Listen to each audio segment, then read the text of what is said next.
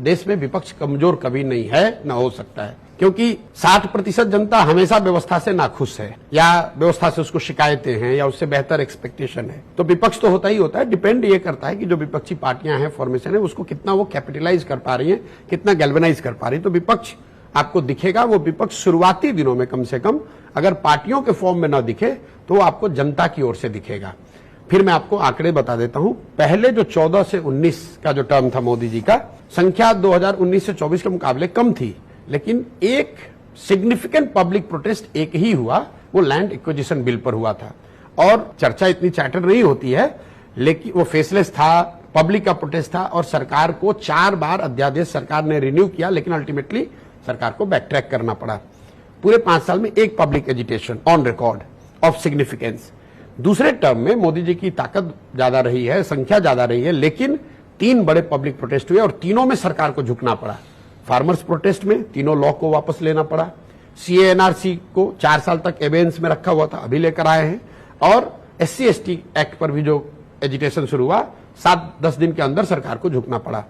तो already 3 times increase in the second term.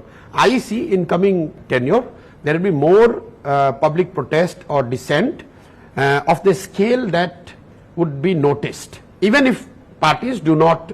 किस तरह की चीजों पे हो सकता है ये? मैंने बताया वो तीनों चीज, क्योंकि जो रूरल डिस्ट्रेस है, रूरल वेज, जो स्टैग्नेशन ऑफ रूरल वेज, जो ग्रामीण अर्थव्यवस्था है, कोविड के बाद डिमोनेटाइजेशन, कोविड, GST जिसको कि फॉर्मलाइजेशन ऑफ इकोनॉमी कह रहे हैं, उसका एक उसका फायदा तो है कि आपका GST बढ़ रहा है, लेकिन जो इनफॉर्मल इकोनॉमी थी उसमें उसका हिट भी हुआ है। और अगर उसको सरकार प्रोएक्टिवली, एडिक्वेटली कॉम्पेंसेट नहीं करती है तो वो कहीं ना कहीं डिस्ट्रेस बिल्ड हो रहा है।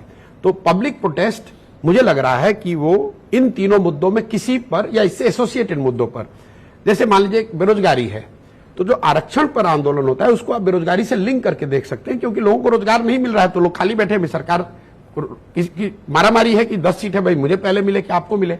अगर there would have been plenty of jobs, then probably there would be less people less worried about reservation per se. तो मुझे लगता है कि ये तीनों मुद्दे सरकार के लिए हेडेक बने रहेंगे और इसको लेकर पब्लिक प्रोटेस्ट आपको देखने को मिल सकता है।